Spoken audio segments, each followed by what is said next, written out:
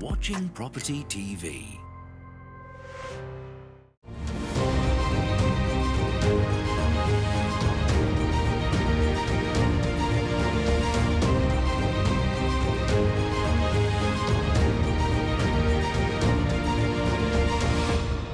Hello and welcome to Property Question Time. I'm Stephen Galpin and this is the show where you can have your property related questions answered by our team of experts. And what experts we've got today? Hayley Andrews, welcome to you. Investor, mentor, founder of Your Freedom Empire. How are you doing? I'm very well, thank you. Good. How was your trip down today? Awful. Stressful.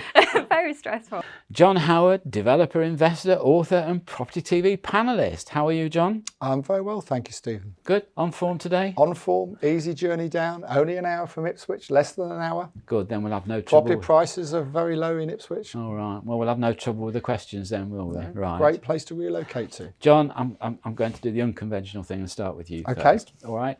With the current economic difficulties affecting most industry costs, do the panel think it would be acceptable for planning authorities to relax the many green requirements associated with new development projects, thereby reducing the overall building costs? Well, that's a very interesting point, and I was speaking at a university recently, and I was asked about sustainability. And I did say that I've just bought an electric car, which seemed to quite impress them on sustainability. But what they meant was, of course, you know, what happens with these local authorities, because actually, as a developer, we all need to be responsible for the environment. However, we are forced to be very, very responsible by the local authorities these days. There's lots of things that are in the planning agreements that you have to do now. And so much so that it is costing more and more to develop property. So I think when things are tough, just like the government are looking to reopen some of the gas fields and oil fields, I think there needs to be, in my view, a lessening of these requirements. I agree. I know in the long term we need them. Of course we need them. We all understand we need them, don't we? But in the short term, you know, it's going to be very, very tough for developers. Very tough. If you're an investor looking to retain property long term, I don't think there's going to be too many problems. But for developers where build costs have gone through the roof, and at the moment people have masked that problem with the prices going up, pro rata really, but that's going to stop now. You know, property prices in the next 18 months aren't going to go up. And there's so much cost involved in developing these days, especially with these green policies. I think they should do. Will they do so? I doubt it. But John, I'll let Hayley have a go in a minute, but you know, I've got 2 points here. I did development down the road here. They made us put in 2 biomass boilers at £1.5 million each as reserve boilers. Yeah. Then, of course, once that was all done, they realised that where do you store all the biomass fuel? Because wood chip is essentially flammable and dangerous in a huge residential building. Even more so now with what's happened with Grenfell and so on. So I'm just very concerned that the people that are driving this sort of green requirement, I'm not altogether sure they know what they're doing. No. I really don't. And then, forgive me if I got the figures wrong, but I think I read somewhere it was something like 20 or something % on your electricity bill that goes to a green fund. Yes, a green levy. Yeah. Right. Is it going to a green levy, or is it just going into the government coffers? I don't know. It's just another. Is it ring fenced? It's another green. It's a green tax, isn't it? So I'm really not sure, and I think in today's economic world, I just think we need to be flexible, and I think we need to be sensible, and I don't think we need to get hung up on we actually agree. Over-enthusiastic policies. Well, we don't disagree much, do we? No. Every time, every episode. No, I completely agree with you guys. There's a line, of course, we've got to look at reducing our carbon footprint and making, you know, the world a greener place. But you've got to look at investment opportunity as well. And of course, that's diminishing with prices, you know, of materials just soaring, and as John said, you have been able to kind of counter that with the rise in obviously sale prices as well, but that is going to slow down and it is going to affect development, and I think we need to look at a different way of construction, different materials, quicker builds, and be creative, get in line with some other countries in Europe. The government are trying to do that, but of course every alternative is more expensive than bricks and mortar. That's the truth at the moment. It really is. But then it may be actually quicker to build as a result. It is quicker to build. So, time is money. So in actual fact, while it may cost you a little bit more from, delivery materials, things like that, importing, all of those types of stuff, it will actually save you money in the long run because the project will be completed quicker. So there's a balance. There is a balance, and I know it's a hard task, actually. It is, and the government are very keen to allow, to open up the market, if you like, to more of these eco-type houses and so on. But at the moment, they're expensive. But then lenders are not particularly on board. And the lenders aren't really on board. But you see, again, down here in Docklands, when the first development started down here, there was such a hooray about it. They were going to encourage self-build. Well, that was super till it all went wrong. Always till nobody could get a mortgage to well, they're buy, doing that now again. They're very keen on. The government are really keen on self-build. But if you've got a self-build of 5 houses and you get on with your house, and the next door neighbour doesn't, they've got a caravan sat there for 5 years, it's going to be detrimental to the value of your home that you've done and how you live and your enjoyment of your home. So John, it's very difficult. John, you're politically connected. I mean, the fact that we have had, I think, 20 housing ministers since 1999, I think it is. One a year, basically. It's one a year, isn't it? Are we ever going to get any consistent and reasonable policies while we have such political changes? Well, I think that half the problem with that is not just the fact that the housing ministers change, but of course the Secretary of State for Housing is very different, and there haven't been so many of those. Michael Gove's the current one. But what I would say is that whatever planning policies they try and put in place, the local authorities and the MPs in those areas where they're saying, we're going to force you to build 3,000 homes, they are always anti it. The MPs are anti it in those areas because they know they'll lose votes at the election. They won't be in next time. So they stop, all these things are stopped really by their own party. When it comes to a vote about it, they vote against it. Well, I think there should be more tax benefits for making your homes greener and things like that. And I think that needs to come into place for landlords as well. I wondered what you were saying then, Hayley, because we got off the subject a bit, didn't we? Really? So you just brought us back. My brain's just thinking about the overall kind of solution. You brought us straight back to it. Well done. I mean, ultimately, landlords need support in order to put green policies in place. Everybody does, and that's that's really the point, isn't it? There needs to be more government support to help get to this kind of net zero. But again, I think John's point, we've both had electric cars, but actually when you talk to people and they tell you that the energy used to make the batteries and the steel's still the same, or aluminium. It's just a different way. Just a different way of getting to the same place. The energy's got to come from somewhere. All right. Yeah. Okay, well, we better let Hayley have a question, hadn't we? Right, okay. We'll let you take part, Hayley, don't worry. Right, some property publications are suggesting that for a number of reasons, including new government policies, the UK rental market is shrinking dramatically. Do the panel think that this will cause a significant rise in rental price levels, aggravating further the shortage of both availability of properties and indeed tenants able to afford private sector renting? Do you want the short answer or the long answer? You've got 4 minutes. Okay, we'll go in between then. So yes, of course it will. It's simple laws of supply and demand, and actually, since 2019 and actually we have seen a decline in private rental sector shrinking. So they're absolutely right, whoever sent the question in. And many landlords have kind of thrown in the towel and just sold while the prices are high, got out, cashed up and invested elsewhere. When, the incentives are removed and there's backlash constantly and changes all the time, that puts fear in people, and they don't like what they don't know. And there's been so many uncertainties over the last 5 or 6 years that many people have just thought, the reward actually doesn't, it doesn't weigh up any longer. So I don't blame them. They've had a hell of a lot of backlash over the last few years. I think COVID was kind of the last kind of straw for many people, with the restrictions on evictions and things like that, with tenants not paying rent for 12, 13, 18 months or even longer, and you could do nothing about it.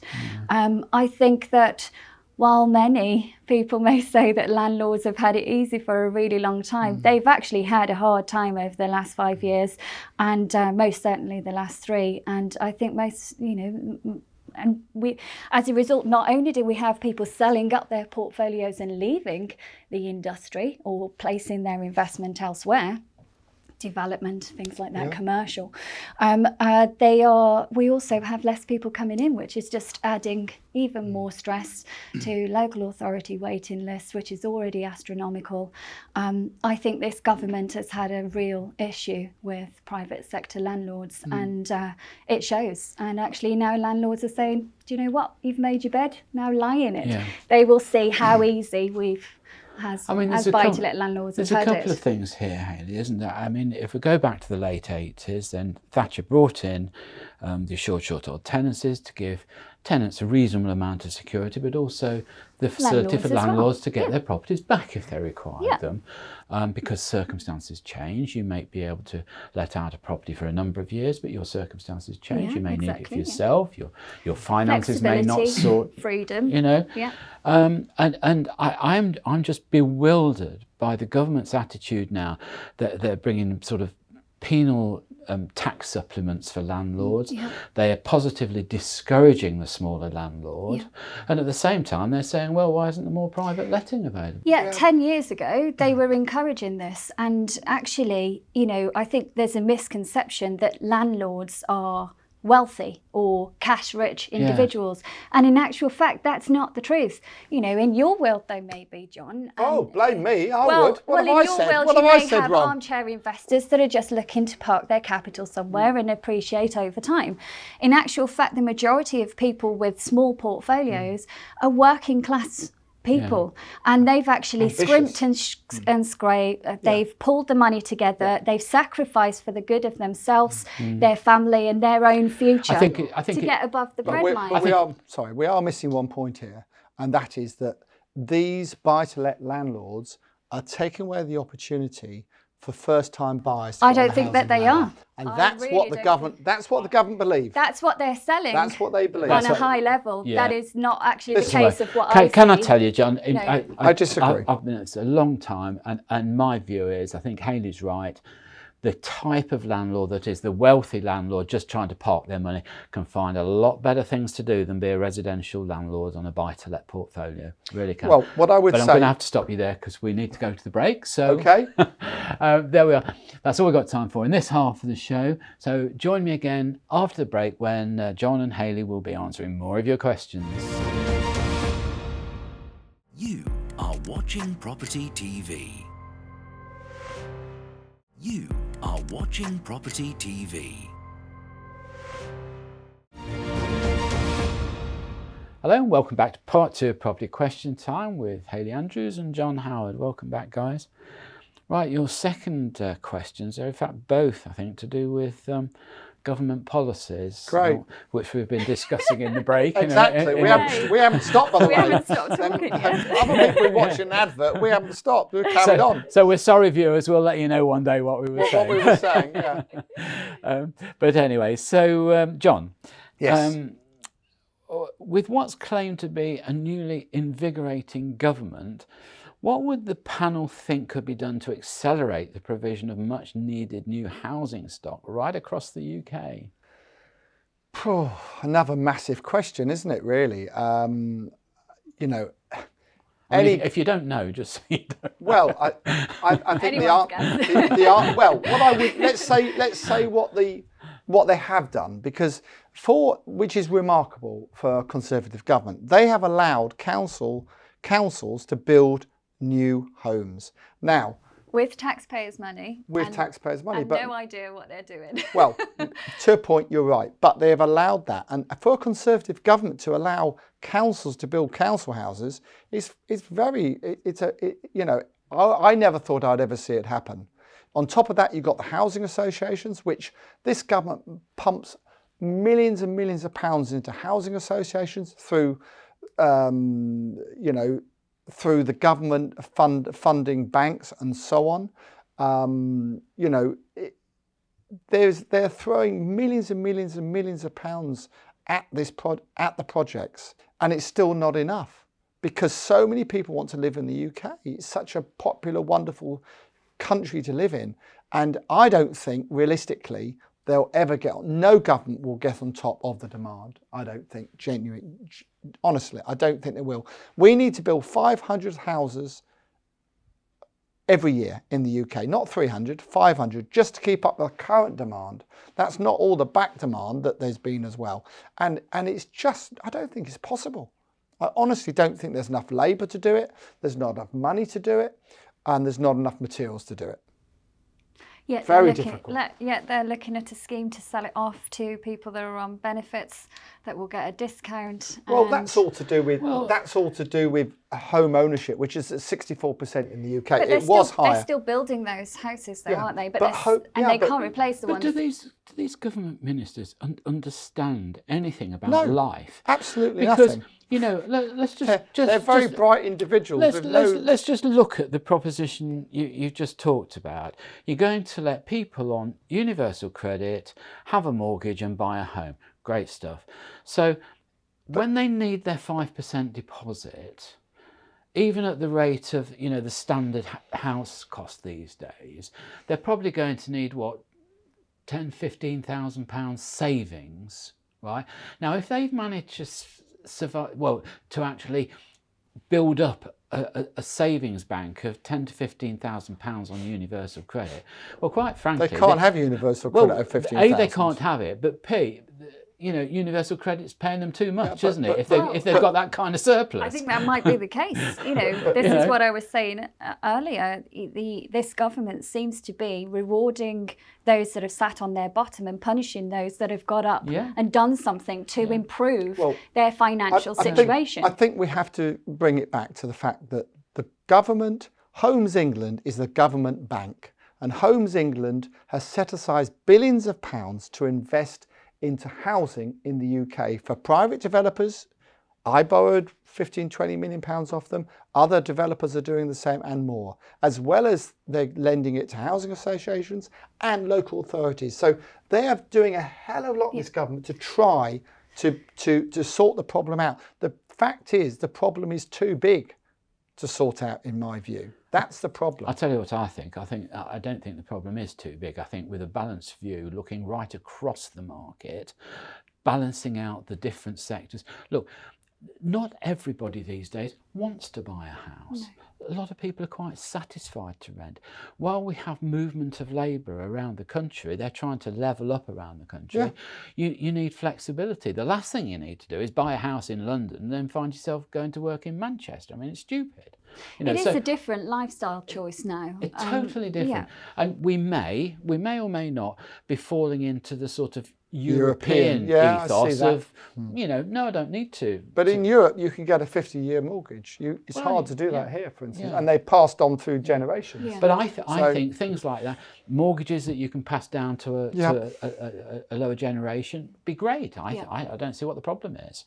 You know, it's a bit like if you buy a car on hire purchase or whatever, they don't really care much about you because the asset's sitting there and all right. Yeah. Every month you pay a bit off, it's safer for them, isn't it? Yeah. And I don't see why that can't apply to housing. No. But I just think it needs people who understand what life is really about. I agree. And the problem is with every government, every politician normally is they're very bright, but these days they've got no life experience. They're professional politicians from the age of 25, and that is a major problem for any government. And they're looking at headlines and they're looking at getting votes instead of really just looking at the issue and solving the problem.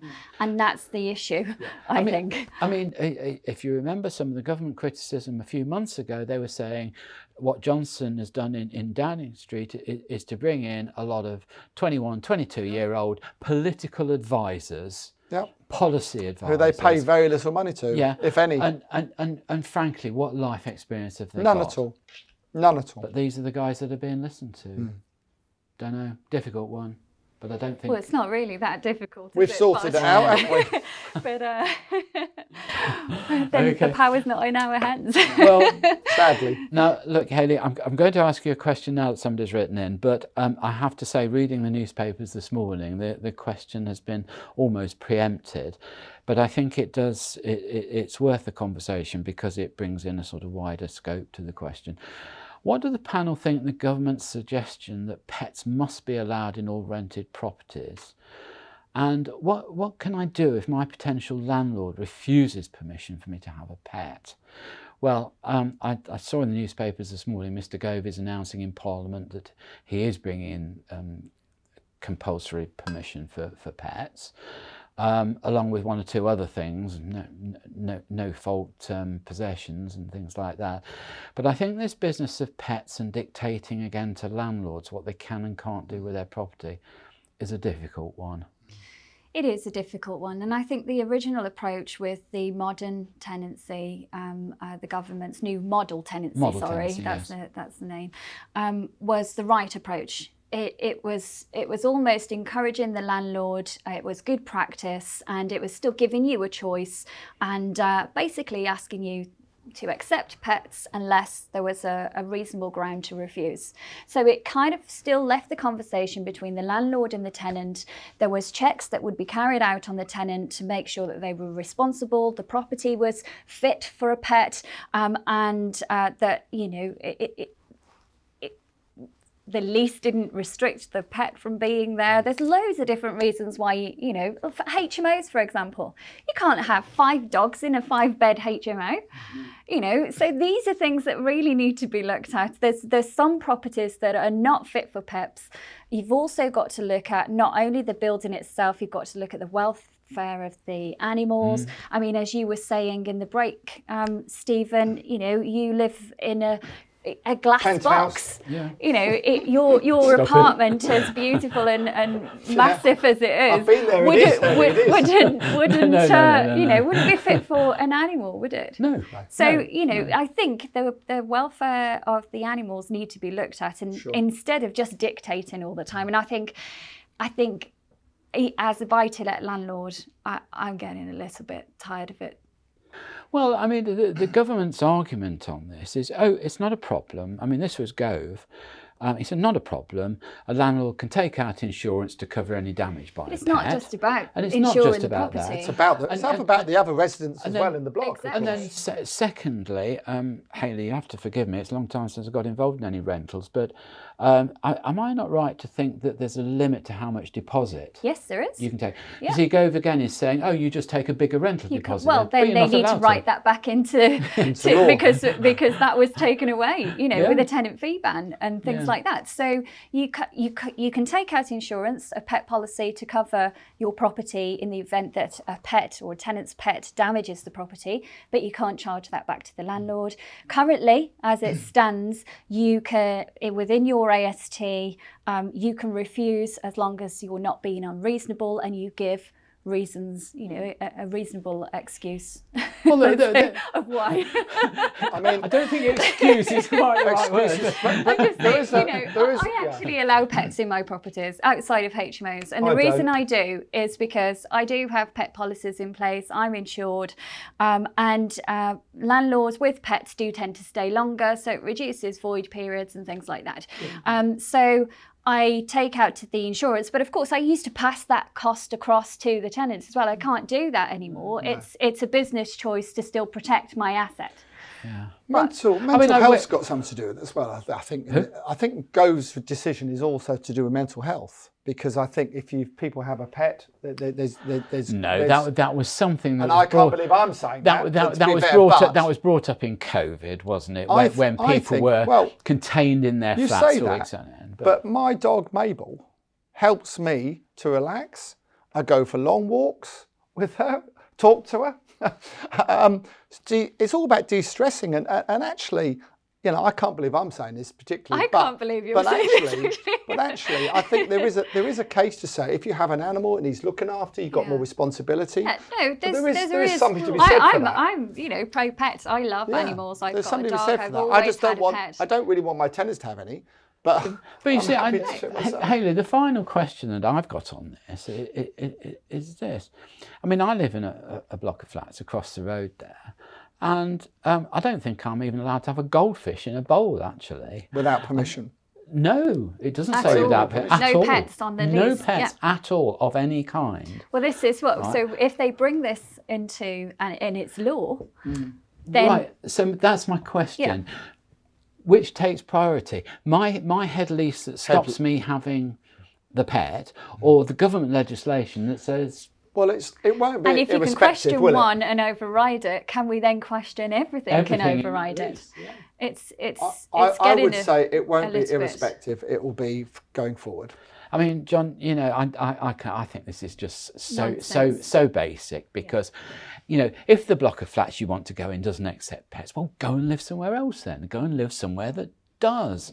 And it is for the They can't benefit rent of. anywhere now. And it's also for the I'm benefit of private all, rent. it's for the benefit of all the residents as well in Yes, the block. absolutely. To be fair, you've got to remember, but not just about the landlord. I'm just going to go back on something I said a million times before. You know, when you're renting, you know, your landlord produces a lease, so he's happy with it. You're given the lease, you read it, you're happy with it, you sign it up. So why don't you just both do what it says and stick to it? It's as simple as that, isn't it? Yeah, it really is that. So there we are.